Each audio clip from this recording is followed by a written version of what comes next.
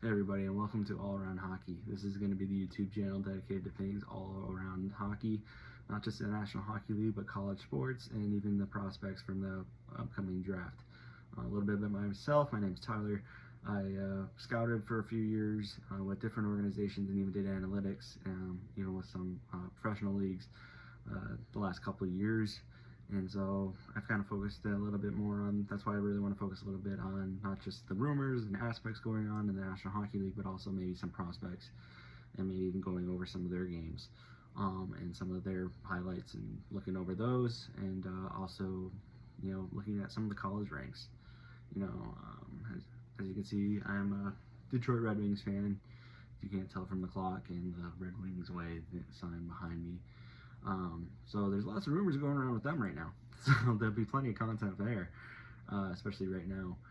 But the big news today out of the National Hockey League was Leo Carlsson was offer sheeted a 5-year times $18 million AAV contract with the Philadelphia Flyers. Money's kind of goes all around there a little bit. I think they front loaded it to where it's like about 19.5 for this year, and then will end up being around 15 around the last year or so.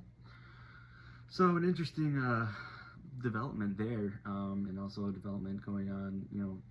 Some restricted free agents are now getting offer sheeted, so that makes you wonder, is Jason Robertson going to be next? Simon Edmondson, he's a restricted free agent going on right now. Obviously, the Barrett Hayton contract was offered yesterday from New Jersey with Utah, in which it's a 1-year contract there, in which if Utah decides to match it, they can't trade him, and he walks straight on restricted free agency. Kind of a dirty game everyone plays in the National Hockey League, but it's cool. It's a wild west going on right now. But Leo Carlsson, like I said, offered a 5-year times $18 million AAV contract with the Philadelphia Flyers. Obviously, Anaheim can match it and just accept that it's going to be 5 times 18 for Leo Carlsson, one of their top players, obviously the top centerman on the team. And I saw something today, even from one of the insiders, that said that they were trying to bring in Gutter Cochier and Leo Carlsson for about 10 and 12 million AAV, around that range. So this is obviously a little bit more for Leo Carlsson, because they know Beckett Zeneke's coming up next. So, but also, Pat Verbeek's been playing the salary cap well this offseason, so maybe he does have the cap to accept the 5 times 18 and keep his number 1 center on his team. Another thing I saw from Frank Saravelli today is he could easily match it, or the number 2 option is he could let Leo walk to Philadelphia and accept the 4 first-round draft picks that they'll get in this exchange. Again, it's not a bad pickup if you're the Anaheim Ducks.